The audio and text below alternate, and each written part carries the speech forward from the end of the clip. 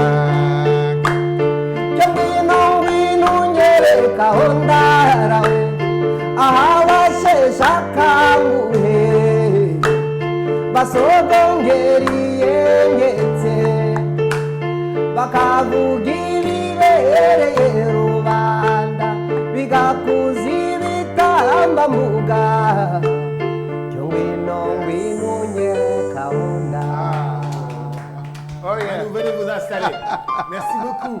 Alors, merci Manu. Dites-moi un peu, Djiby, venir du Rwanda, s'installer à Dakar, s'insérer s'installer à Dakar, s'insérer dans la musique, est-ce que ça a été difficile pour vous? Oui, ça n'a pas été difficile.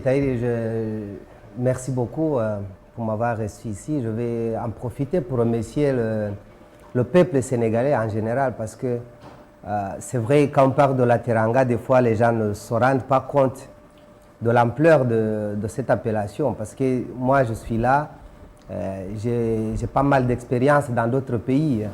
Et quand je fais une comparaison, je trouve vraiment que le Sénégal est un pays spécial en matière de Teranga. Franchement, je dis merci beaucoup et à ce peuple qui, pour moi, qui est un exemple. Je dis. D'ailleurs, c'était hier, je disais que si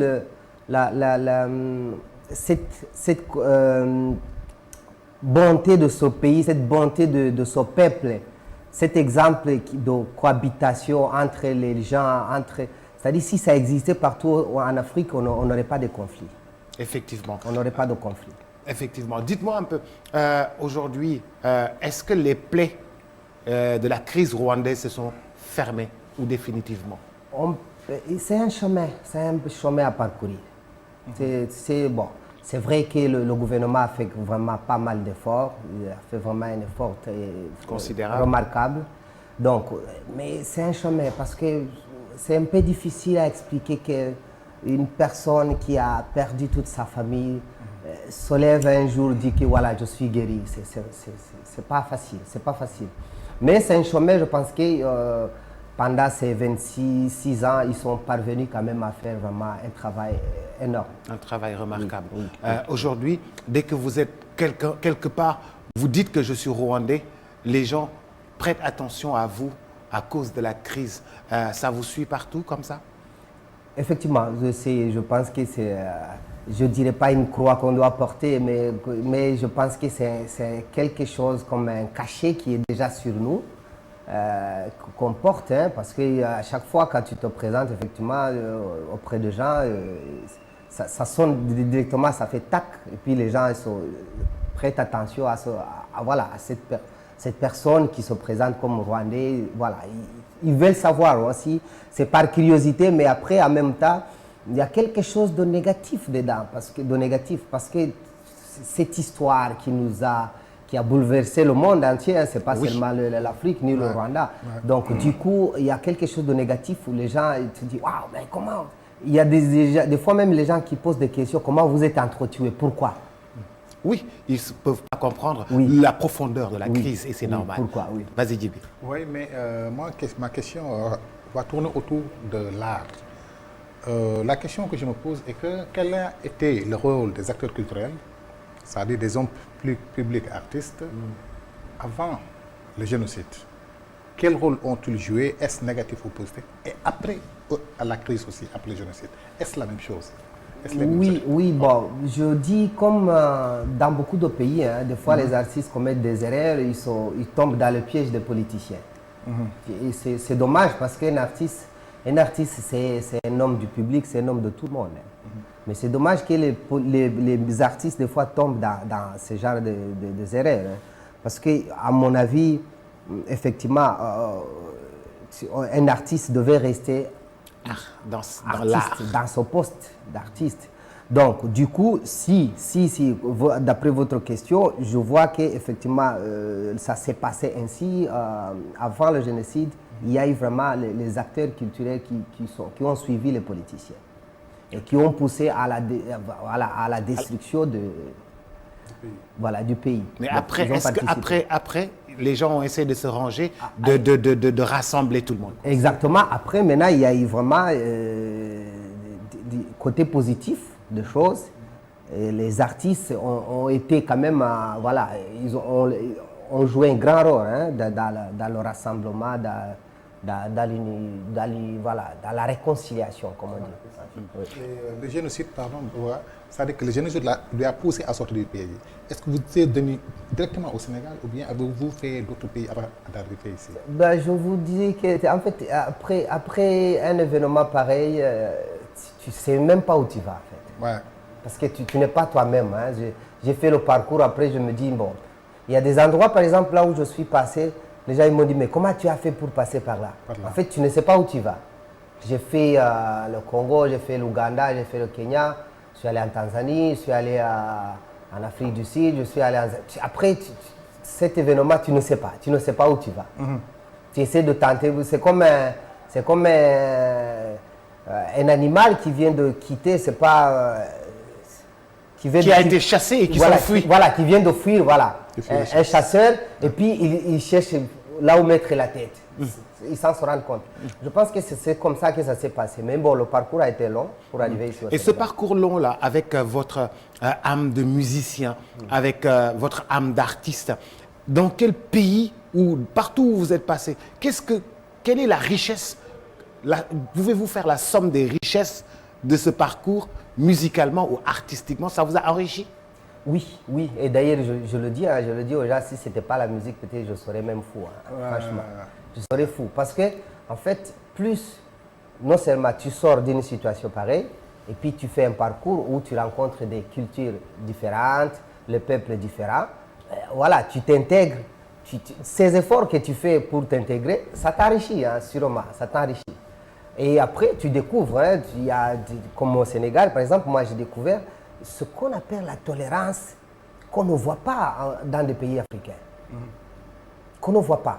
Et d'ailleurs, franchement, je dis aux gens, mais pourquoi, qu'est-ce que vous êtes resté longtemps au Sénégal? Je dis, mais je suis bien, c'est-à-dire, c'est comme si c'était le point là où je cherchais effectivement. Votre point de chute. Voilà.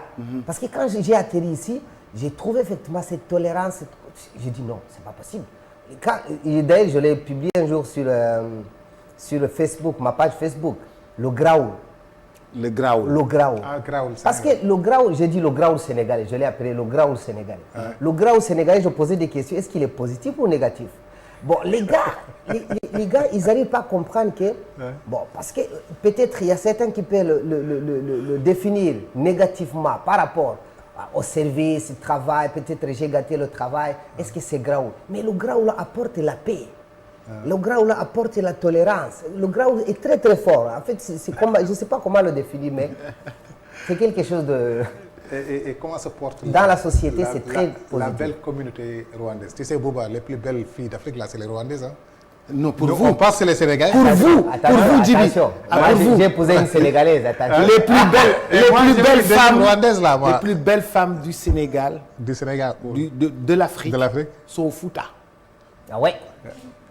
Ah oui, moi j'ai épousé une Ou Sénégalaise. bien à Kolda. Non, il m'est arrivé, j'étais en Belgique, je l'ai dit, je vois des Rwandaises, je viens leur parler polar, ils sont là, je me suis dit, mais attends, elles sont en Europe pour ne plus répondre en polar, alors que c'était des Rwandaises. Oui, en fait, nous sommes les mêmes. Nous sommes les mêmes, c'est le même peuple. oui. Le fait de catégoriser sont belles, je pense que... Les plus belles, c'est les Rwandaises, il faut pas... Non, elles sont Les belles. femmes d'Afrique. Les femmes d'Afrique, voilà, je suis d'accord avec Ouais, le grand. Je suis ouais, avec, ouais, les grand. femmes d'Afrique sont Oui, les femmes d'Afrique, c'est vrai. Il faut dire que vraiment, les femmes d'Afrique en général, elles sont belles. Oui, nos mamans, nos sœurs, là où elles sont vraiment chapeau. Alors, nous sommes en fin d'année, une année très difficile pour le monde entier, une année de Covid, une année où les musiciens n'ont pas eu le temps de s'exprimer, peut-être en studio pour réaliser ce qu'ils vont faire, peut-être présenter en 2021 ou 2022. Comment est-ce que vous avez vécu ces instants difficiles? C'était trop difficile. C'était très difficile. Bon, et je reviens à ce que je disais, l'artiste doit rester toujours artiste. Et je pense que effectivement, les artistes ont eu un coup dur. Hein. Je ne peux pas dire plus que tous les autres, mais c'était dur pour eux. Bon, heureusement qu'ils sont artistes, ils sont restés artistes. Parce que l'artiste, c'est le moral, l'art, c'est le moral après. Mais c'était difficile. Heureusement, bon, le Sénégal, comme toujours, un pays exemplaire. Le gouvernement a fait un pas pour aider les artistes. Et vraiment, je les remercie beaucoup. Ils ont fait un geste vraiment considérable. Bon, même si ce n'était pas suffisant, on ne peut pas manquer de le dire, ce n'était pas suffisant par rapport à 9 mois sans travail. C'est pas facile. Et un artiste, vous savez que c'est un artiste. La société africaine n'a pas encore compris l'artiste. Un artiste vit de jour au jour. C'est quelqu'un qui ne vit pas en calculant, je vais devenir riche, il vit dans son coin, art. S'il devient riche demain, c'est bon, Dieu merci. S'il devient célèbre, Dieu merci. Mais ce n'est pas quelqu'un qui est compliqué pour la société. Il ne calcule pas. Donc il faut lui laisser un peu de temps de vivre. Le fait même de vivre en face de son public, ça lui suffit déjà. Effectivement. Merci beaucoup. Nous allons continuer en musique. Djiby, merci beaucoup. Ouais, en tout cas, merci. Et comme il dit, on va terminer en musique. Quelque chose là. Mesdames, messieurs, très chers téléspectateurs, merci beaucoup. Le temps de remercier Djiby Guissé, le temps de remercier bien sûr notre invité du jour. Et puis on va terminer musicalement. Djiby ñoo ngi lay gërëm bu baax a baax di la sant di kontaan bu baax a baax di am mbégte ci di la gis tout le temps. Allez, tout de suite, la musique reprend ses droits. Quant à moi, je vous donne rendez-vous après-demain dans Toc Toc Sénégal. Salut, demain ce sera le 25 décembre et c'est Noël. Salut. Joyeux Noël à toutes et à tous.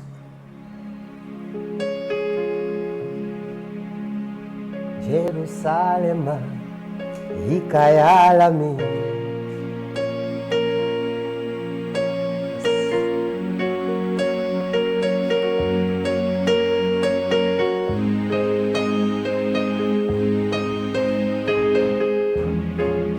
Jerusalem, Ikayalami. Ilondolose Luhanenami Zuangishilana Jerusalema Ikayalami Ilondolose Zuhanenami Zuangishilana Aolami, Aukolana, Usolami, Aukolana, Ilondolose, Zuhambenami,